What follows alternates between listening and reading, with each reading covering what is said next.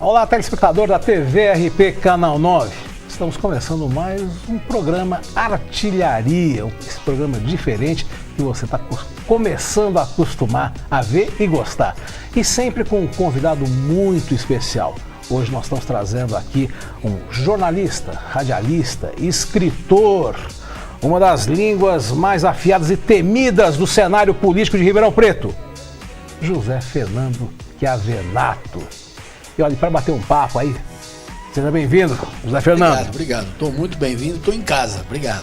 E olha, para bater esse papo gostoso com o José Fernando, você não pede para esperar, não. Nós temos aqui a apresentadora do Gostoso e Cultural, ponto e vírgula, Irene Coimbra, e também o nosso colega, jornalista e apresentador do Encontro Marcado, Jarney César Caparelli.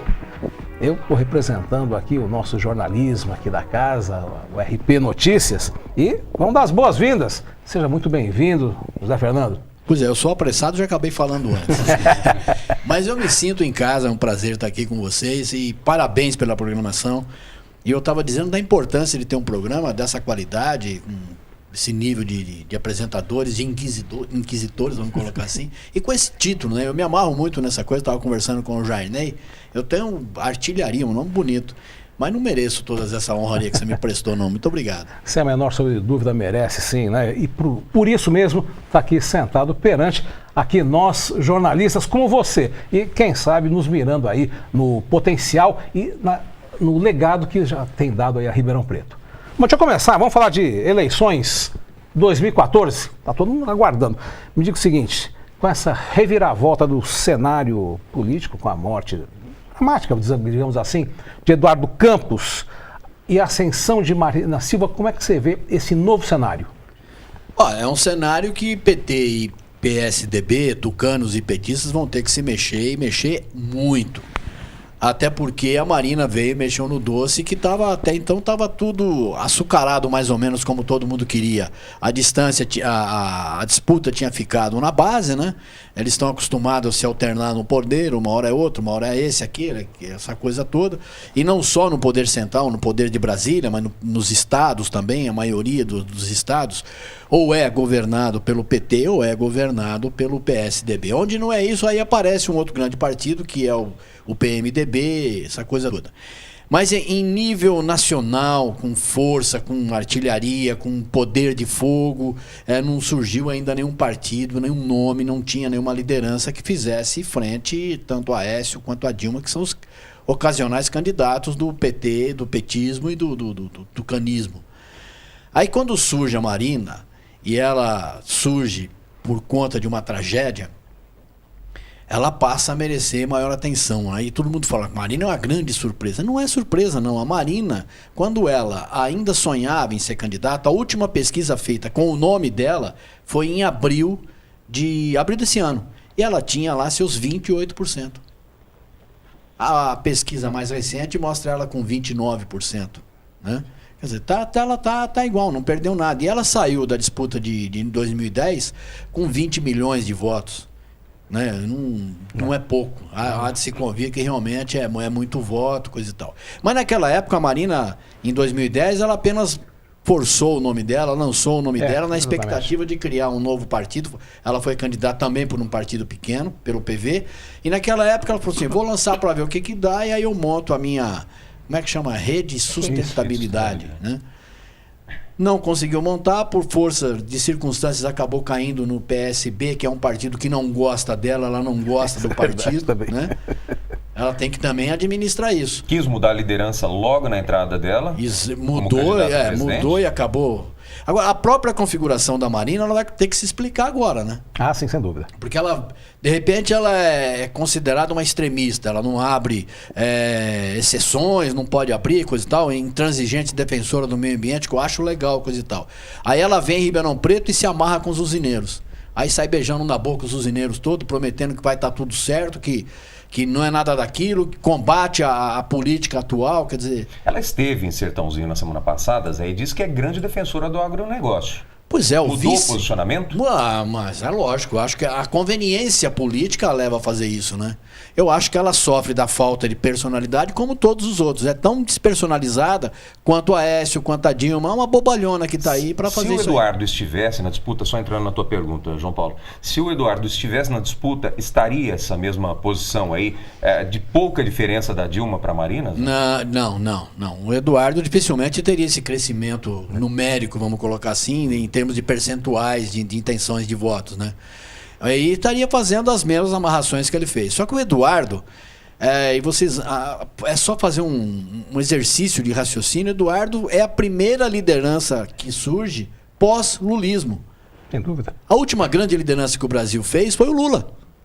Foi uma liderança feita no chão de fábrica, operário, assinou e criou o PT dentro de uma cadeia. Ele estava preso pelo DOPS, né, nos anos 70. Ali foi criado o Partido dos Trabalhadores. 5 vezes ele disputou a eleição presidencial, perdeu. Na quinta foi que ele se consagrou, foi eleito.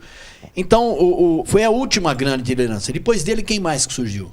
Você acredita que essa morte do Eduardo Campos criou uma comoção? Isso é fato. Lógico. Ajudou na subida, nas pesquisas da Marina? Não tem dúvida.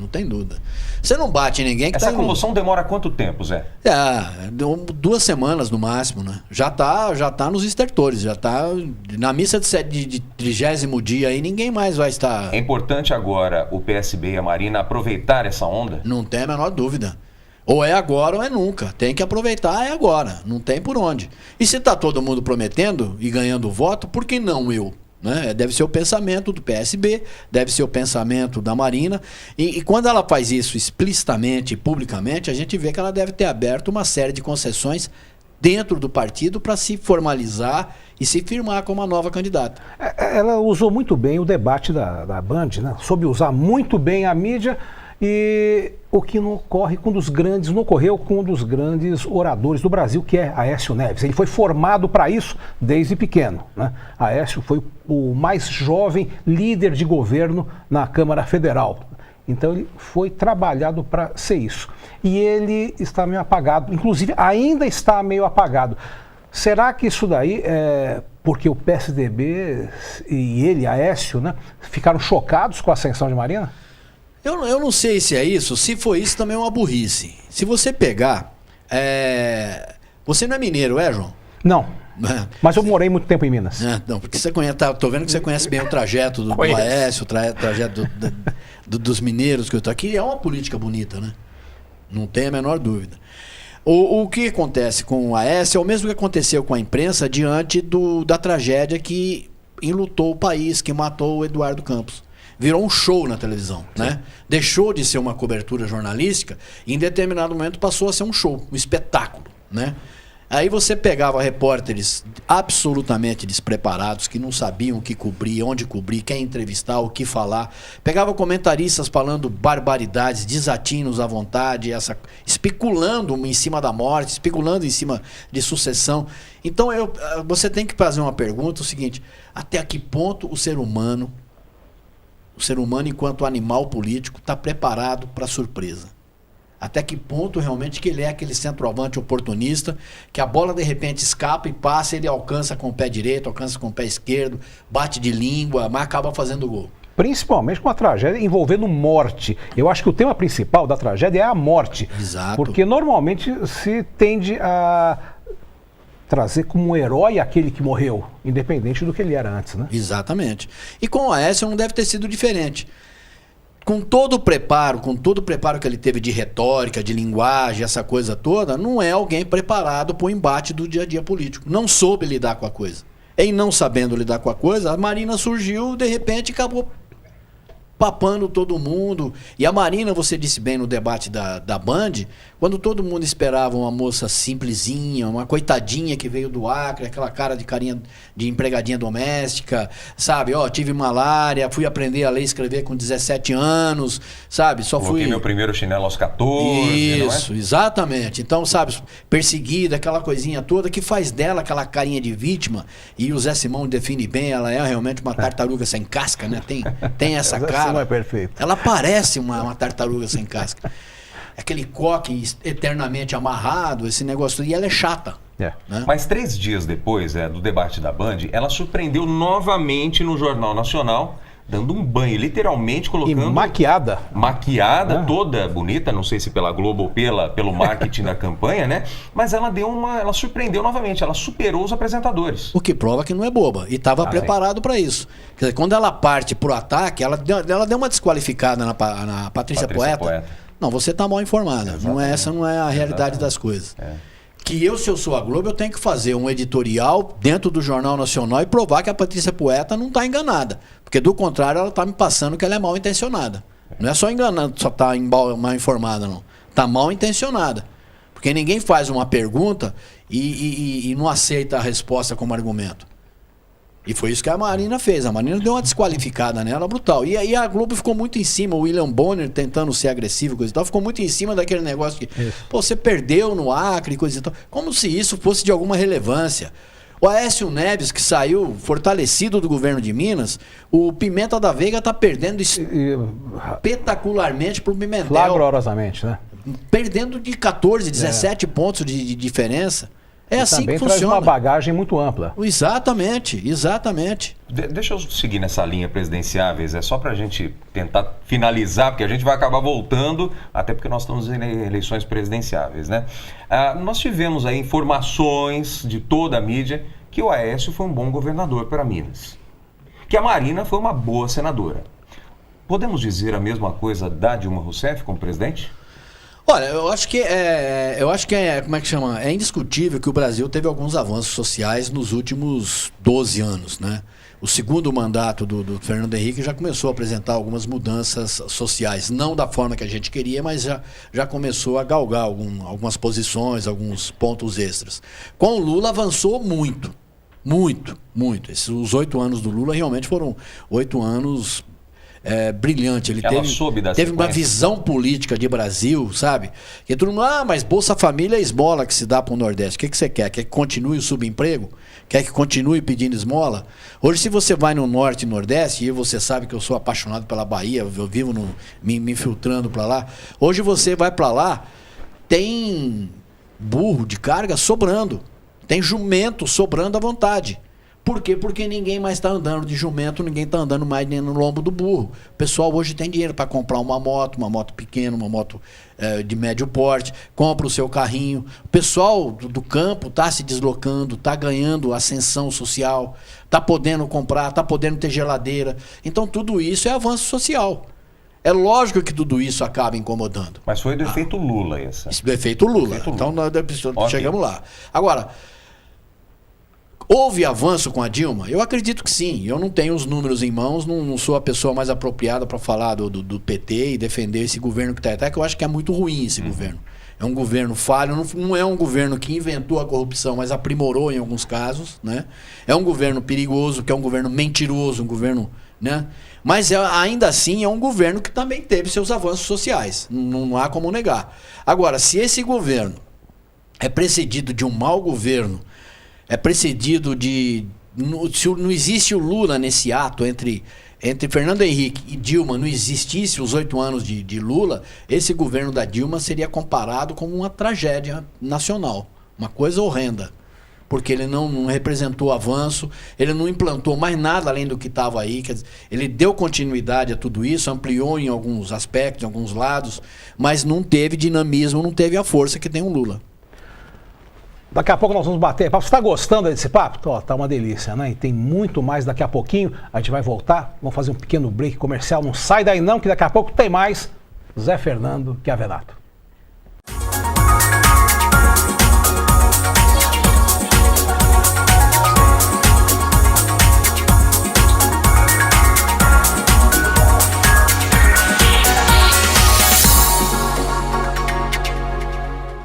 Veículos, agora é hora de oportunidade. Seu carro está no tribunaribeirão.com.br e aos sábados, nos classificados do Jornal Tribuna, as melhores oportunidades. Somente veículos de Ribeirão Preto e da micro-região. E todas as facilidades de uma busca rápida e eficaz. Não perca tempo. Quer comprar ou trocar seu carro? tribunaribeirão.com.br e aos sábados, nos classificados do Jornal Tribuna. É ver e fechar negócio.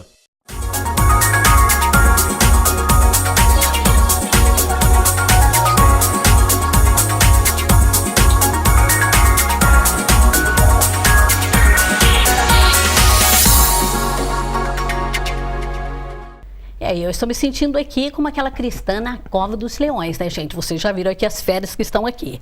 Mas a minha pergunta, então, para o Chiavenato, você acha que esse é o momento para as mulheres? Porque nós temos a Dilma, nós temos a Marina e a outra lá, que a quase Luciana ninguém Genro. sabe, Luciana Genro. Você acha que esse é um momento bom para as mulheres? Olha, é um momento, eu acho que todo momento é um momento bom para a mulher, né? Eu não tenho a menor dúvida disso. Eu não costumo ver muito por esse ângulo assim, vou votar nisso aqui porque ele é bonito, ou nesse aqui porque ele é jornalista, e nem acho, vou votar nela porque é mulher, coisa e tal. Eu acho que elas têm que demonstrar competência. Ao longo da carreira, ainda que eu faça críticas, pode parecer até uma coisa meio maluca, né? Você acabou de criticar o governo da Dilma, o governo é realmente ruim, mas a Dilma tem talento. A Dilma tem os méritos dela, não tem a menor dúvida. Assim como a Luciana Genro, que é filha de um grande dirigente, fundador do PT, Tarso Genro, candidato, está concorrendo ao governo gaúcho, que abandonou tudo, acreditou numa proposta nova do PSOL, acabou sendo expulsa do PT. Então, esse pessoal realmente tem talento, como a própria Marina. Não tem a menor dúvida que você tem que reconhecer os méritos que ela tem.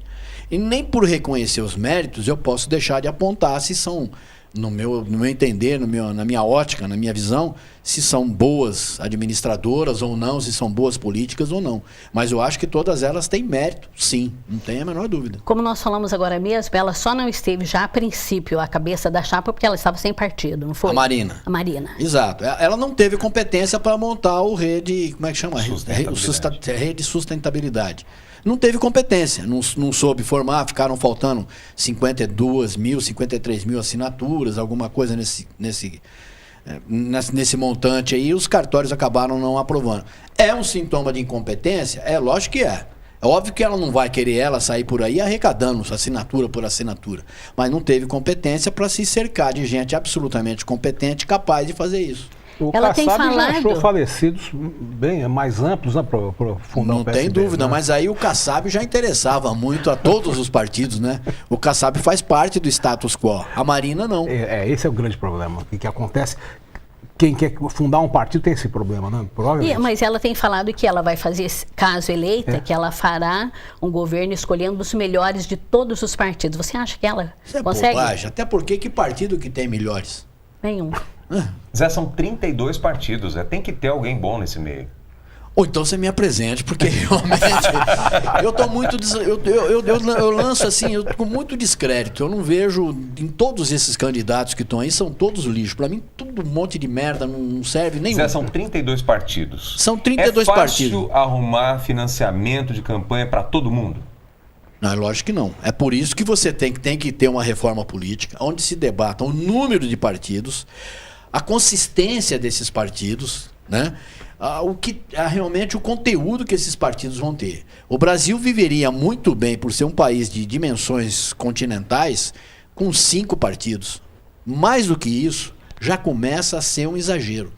5 Daria partidos até É mesmo porque não existe tanta ideologia assim, né? Lógico que não. Falou Lógico que tudo, não. exatamente. Não existe nenhuma ideologia. O que existe são os partidos de aluguel. Sim, sem dúvida. Não é? Daqui a pouco nós vamos falar sobre temas da cidade. Mas me diga o seguinte, quem elege é o povo. Então os políticos que estão aí, eles não retratam exatamente o que o povo quer? Lógico que sim, eu penso assim. Quando o Pelé disse assim, o povo não sabe votar, criou-se uma celeuma, coisa tal. Sabe votar nada, não sabe votar mesmo não, continua Isso escolhendo foi quanto em maior 1969, quando ele fez o milésimo gol. O milésimo gol, foi isso mesmo. Ofereceu o gol para as criancinhas, aquela coisa toda. E hoje a gente vê que ele não estava tão errado, não. A gente continua escolhendo mal. Eu acho que quanto mais você votar e optar pela diversidade, né, pela representatividade popular, pior é. Já que você falou, nós vamos falar de coisas de Ribeirão, pegue a Câmara de Ribeirão Preto. Isso que hoje está pulverizada. Tem quantos partidos nós temos na Câmara de Ribeirão Preto hoje? São 22 vereadores, nós devemos ter uma meia dúzia de partidos lá.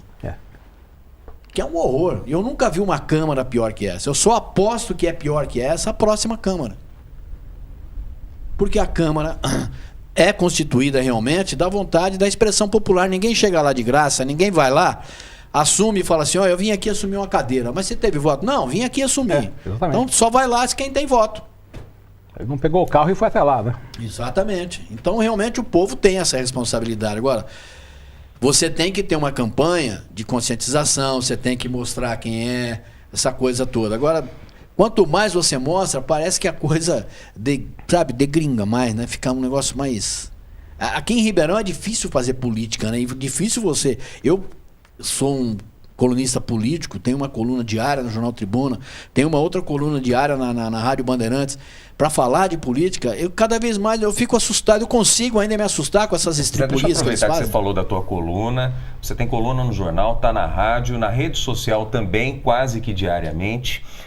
Você é um jornalista muito bem informado e muito inteligente, mas você tem as suas fontes. Lógico. Da onde vêm as suas fontes? Porque as suas notícias são muito frescas, são muito... Aconteceu ontem à noite, não saiu do gabinete, ou não saiu do palácio, ou não saiu de alguma sala, e você já publica no dia seguinte.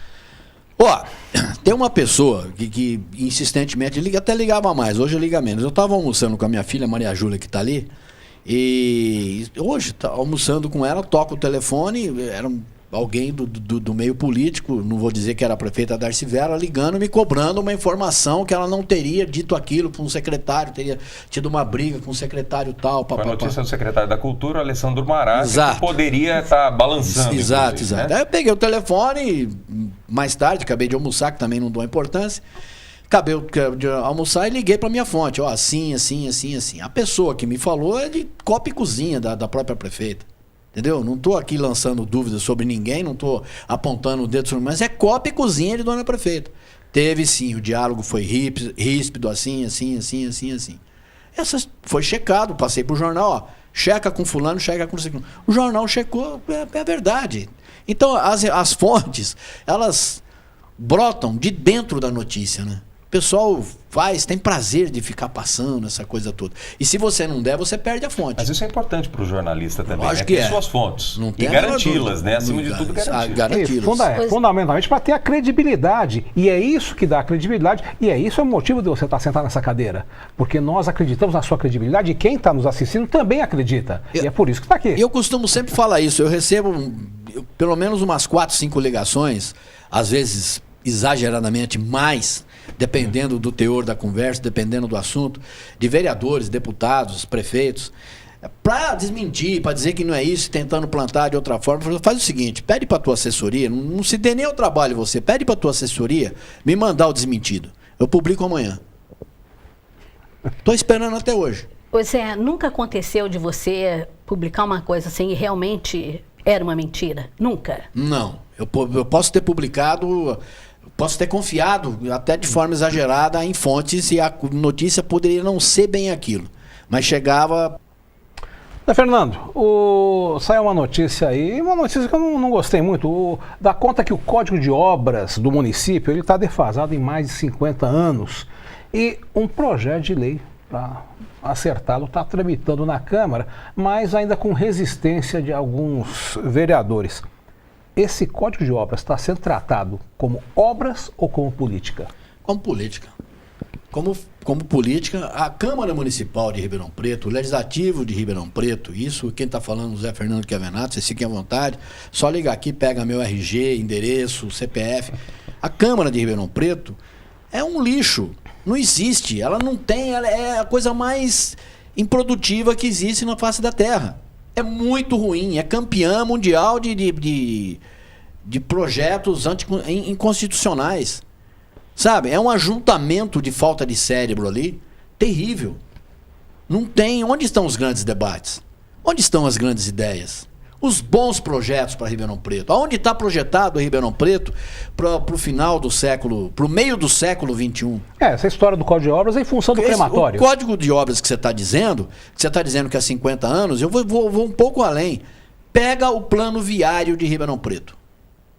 O último plano viário de Ribeirão Preto é coisa de 70 anos. O crematório. Vamos fazer o seguinte, vamos fazer uma analogia. Digamos que ele estivesse funcionando hoje aqui em Ribeirão Preto. Na política de Ribeirão Preto, quem o José Fernando mandaria para lá hoje? Vivo? Vivo? Vivo. Um monte de gente. Sem o menor remorso. sem o menor remorso de ser cristão e ter que responder lá em cima por isso. Eu acho que seria assim um processo de asepsia político-moral em Ribeirão Preto. Mas iria virar pó ou ia estragar o forno? Não, deixava uns 4, 5 dias lá queimando. Até virar pó, e esse pó a gente ia fazer concreto, depois enterrava bem fundo lá no mar Egeu. Esse é o Zé Fernando. Zé, para a gente encerrar, ainda existe esperança na política regional ou brasileira? Olha, não se trata só de falar mal de política. Quando eu falo de política, coisa e tal, eu brinco, às vezes exagero, mas você não pode generalizar as críticas. É lógico que todas as grandes decisões desse país são decisões políticas. Algumas você profundamente lamenta, né? E algumas você recebe até com surpresa. Pô, são capazes de fazer coisas boas. Se você pegar a Câmara de Deputados, o Congresso Nacional, é recheado de gente boas e de gente com boas intenções. É lógico que sim. Só que essas boas intenções e essa gente que trabalha, que opera e que tem sistematicamente apresentado projetos, defendido interesses da população, defendido avanços sociais, eles rendem menos noticiário, rendem menos oportunidade de manchetes do que os ladrões da vida, do que aqueles bandidos que estão lá realmente para fazer o desvio do erário. Não dá para você criar, por exemplo, uma rede hospitalar fantástica, maravilhosa, e achar que isso vai ser manchete enquanto está sendo preso o Zé Genuíno, o Zé Dirceu, por conta do mensalão. Por quê? Porque o mensalão vai render muito mais manchete negativa, essa coisa toda. Culpa do jornalismo? Não é culpa do jornalismo, não. A classe política te oferece isso, né? É lamentável, mas a classe política te oferece isso. E a justiça no Brasil, lamentavelmente, ainda é lenta e ainda é minimamente esquisita. Veja o caso de Brasília. O Zé Roberto Arruda é candidato ainda. Quer dizer, o homem que está com a ficha suja, foi pego passando dinheiro, saindo imagem dele para tudo quanto é lado.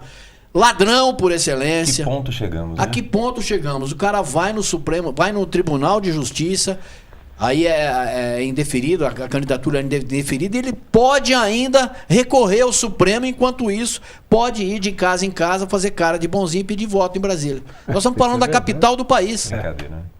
Zé, a gente queria agradecer demais a sua participação aqui no Artilharia, agradecer também a Irene, ao João Paulo, e dizer que da próxima vez que você vier aqui na TV RP, a gente gostaria de estar participando do Prova dos 9.